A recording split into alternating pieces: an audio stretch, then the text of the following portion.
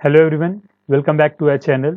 As we have already completed unification of Germany.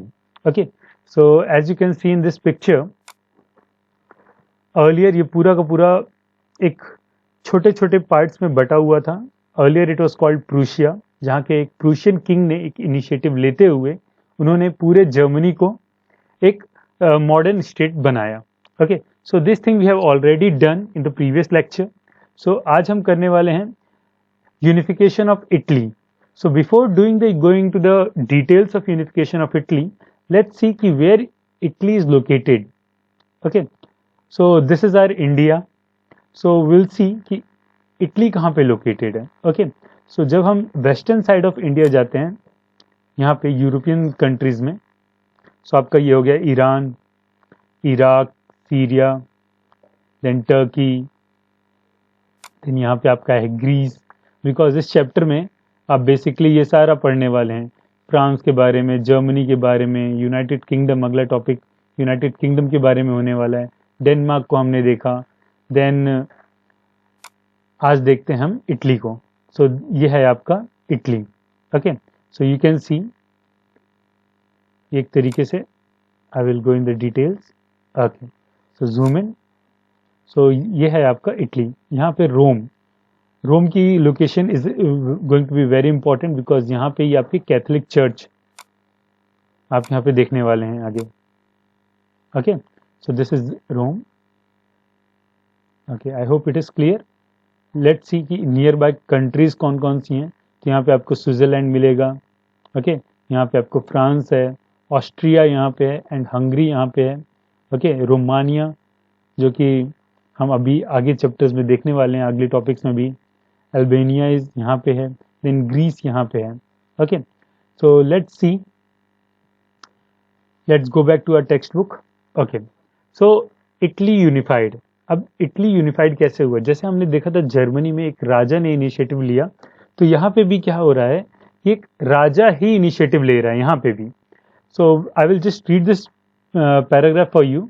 So like Germany, Italy too had a long history of political fragmentation. Political fragmentation means छोटे छोटे parts में यहाँ पे भी कई जगह इटली बटा हुआ था अलग अलग स्टेट्स में. Italians were scattered over several dynastic states. कई सारे यहाँ पे राजा महाराजा उस टाइम पे रूल किया करते थे, as well as a multinational Habsburg Empire. Habsburg Empire काफी बड़ा था जहाँ पे आज के कई सारे स्टेट्स मॉडर्न कंट्रीज Habsburg का पार्ट थी. During the middle of the 19th century, Italy was divided into 7 states. तो पहले इटली कितने पार्ट में डिवाइडेड थी? 7 मेजर स्टेट्स. ओके, 7 स्टेट में Italy was divided, of which only 1. तो 7 में से सिर्फ एक पार्ट में था जिसमें Sardinia Piedmont was ruled by Italian princely house. So सिर्फ एक था जहाँ पे एक जो इटली के प्रिंस उसमें रूल करते थे. Okay, so will see in map also. The north was under the Austrian Habsburg. The center was ruled by Pope and southern region. तो यहाँ पे 3 पार्ट्स में डिवाइड हो रहा है. ओके, फॉर एग्जाम्पल अगर हम बात करें, this is your Italy. Okay, this is your Italy. So यहाँ पे आप कह सकते हैं this is divide into 3 parts. Part 1, part 2 and 3. This you can say 1, this is as 2 and this is a third part. Okay, ये हो गया third part. सो यहाँ पे हमने पहले देखा कि the north was under Austrian Habsburg. तो यहाँ पे कौन रूल करता था? Austrian Habsburg empire first part में, जो कि नॉर्दर्न साइड में है. देन सेकेंड में let's see, centre was ruled by Pope. So centre was ruled by Pope. And then southern region was under domination of Bourbon king of Spain. तो third में कौन rule करता था? Bourbon kings of Spain. Okay, यहाँ पे Bourbon king of Spain थे. So even the Italian language had not acquired one common form. So जैसे हिंदी के you can see different vernacular languages also, local variations. So here also similarly you can see in Italy also similar the same way.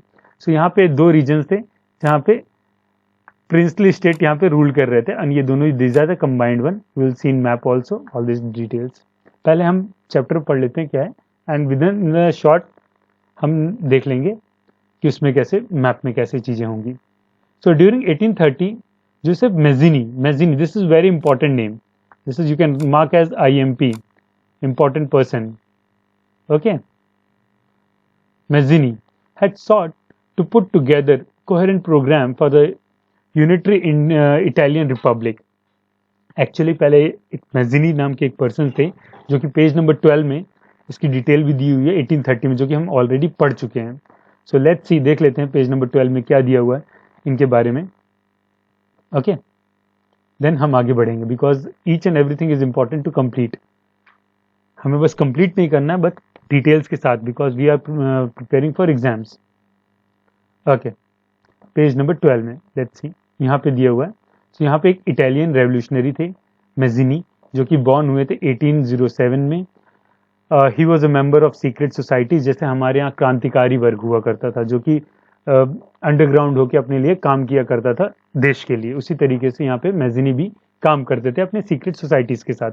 Okay, ये 24 की as में इनको देश से निकाल दिया गया था. He was sent into exile in 1831 में उनको देश से भी निकाल दिया गया था for attempting a revolution in Liguria. Okay, he subsequently, ये इटली का ही पार्ट है अभी. He subsequently founded 2 more underground societies, इन्होंने 2 और सोसाइटीज की बनाई थी. तो young Italy in Marseilles and then young Europe in Berne. तो ये 2 चीजें इन्होंने, और एक तरीके से सीक्रेट सोसाइटीज इन्होंने फॉर्म की थी. इटली को नॉट कटी. ओके, ज़्यादा हम इसमें डिटेल्स में नहीं जाएंगे, but he was a person जो कि 1830 से ही, और उससे पहले बल्कि, he was working for the unification of Italy. Now we will see कि अब आगे और कौन कौन से हुआ यहाँ पे, और किन किन लोगों ने यहाँ पे इनिशिएटिव लिया.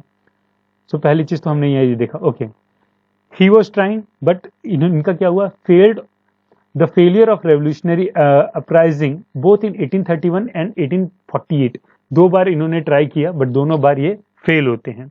Okay, meant that the mental now, okay, अब ना पूरी रिस्पॉन्सिबिलिटी किसके ऊपर आ गई थी, सर्डिनिया पिडमॉन्ट के जो रूलर थे जिनका नाम था किंग विक्टर एम्यूल II. तो ये दोनों अभी बहुत इंपॉर्टेंट पर्सनैलिटी है, king Victor Emmanuel II. Okay, to unify the Italian state. Okay, इन्होंने यूनिफाई किया, इन्होंने एक्चुअली इसकी रिस्पॉन्सिबिलिटी दी. इन्होंने पहले तो ये जान लीजिए कि किंग किसी भी कंट्री को क्यों यूनिफाई करेगा, उसका क्या फायदा है.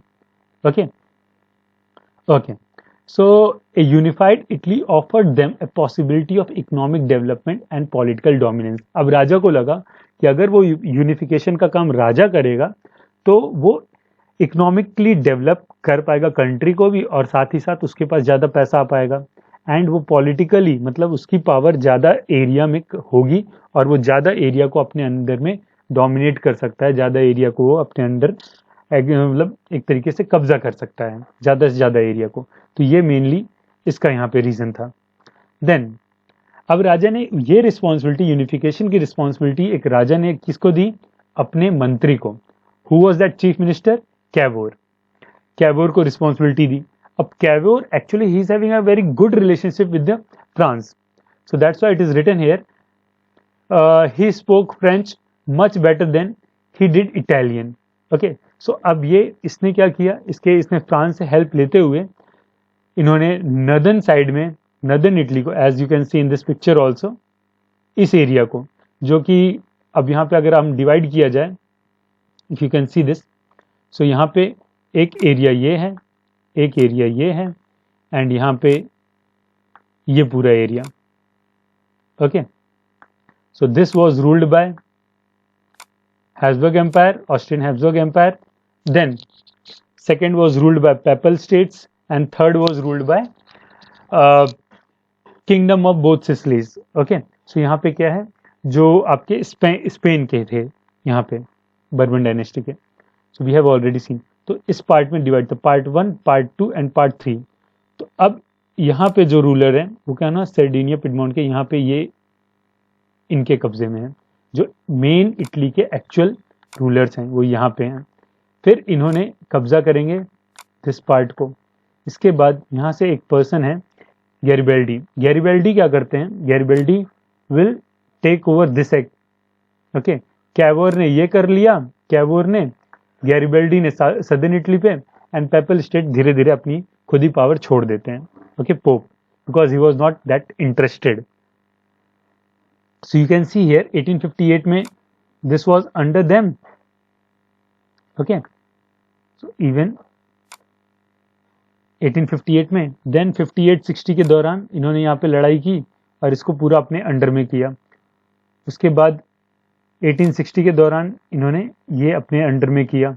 देन 1870 आते आते तक ये पूरा इनके कब्जे में आ जाता है. ओके, यहाँ से पोप भी अपना पेपल स्टेट भी खाली करके, तो बाद में ये भी इनके अंडर में आ जाता है.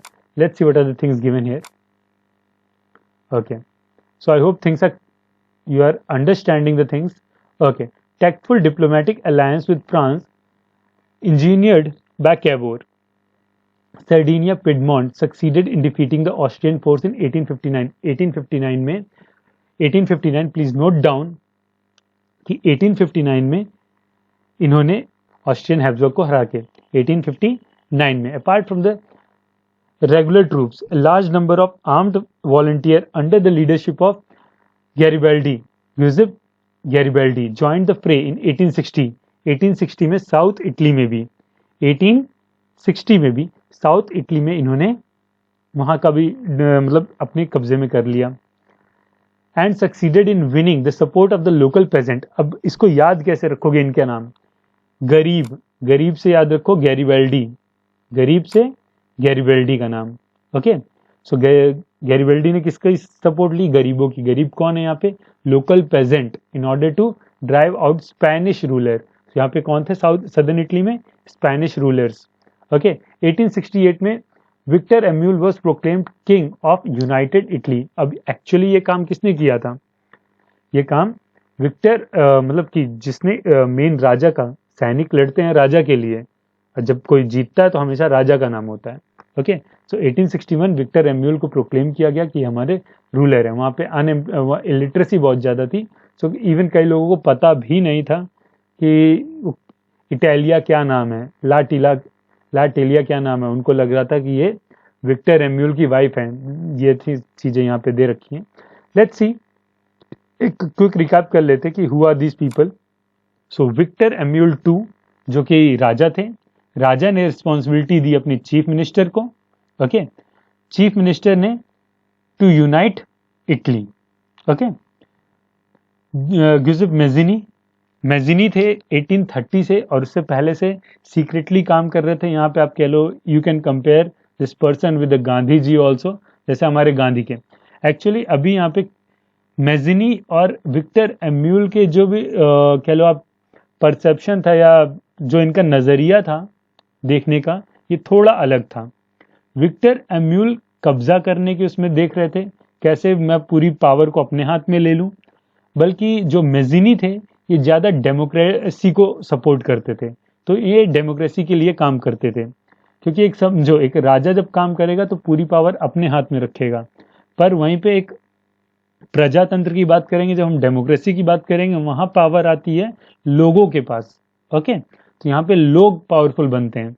तो ये थोड़ा था, यूनिफिकेशन दोनों चाहते थे, पर यूनिफिकेशन चाहने के रीजन अलग अलग थे. यहाँ पे राजा चाहता था पावर अपने हाथ में लेना, डेमोक्रेसी में होता है पावर जनता के हाथ में होना. इसलिए राजा ने किसकी हेल्प ली? चीफ मिनिस्टर कैवोर की हेल्प ली. कैवोर ने हेल्प, अपनी डिप्लोमेटिक रिलेशंस अच्छे थे इसके फ्रांस के साथ. फ्रांस की हेल्प लेते हुए इसने नदर्न साइड का एरिया को अपने अंडर में किया. उसी टाइम पे गैरिबाल्डी थे. गैरिबाल्डी ने ये किंगडम ऑफ टू सिसिलीज, जहाँ पे स्पेन के राजा थे, वहाँ पे इन्होंने अपने अंडर में ये किया. Even if you see this image, जहाँ पे आप देख सकते हैं, सो ये है, जैसे आप देख सकते हैं यहाँ पे 1860 में क्या था, 3 सितंबर 1860 में क्या था, देन 7 सितंबर 1860 में इन पर कौन सा PayPal troops. So you can just see this image and see what are the areas are coming under them. Okay, so 1860 में मोनाको ट्रांसमिशन, then 1861 में प्रोक्लेमेशन ऑफ इटली, then 1865 में फ्लोरेंस बिकेम द कैपिटल, 1866 में piece of Paraguay, सो इस तरीके से आप यहाँ पे formation of Italy and unification पूरा, जो कि 3 फरवरी 1871 में कंप्लीट होता है, you can see in this picture, जो कि 1829 से स्टार्ट होता है. So I hope this topic is clear to everyone. If you have any problem, you please comment and I will clear your doubts. So thank you so much. Please comment and you can ask your questions there.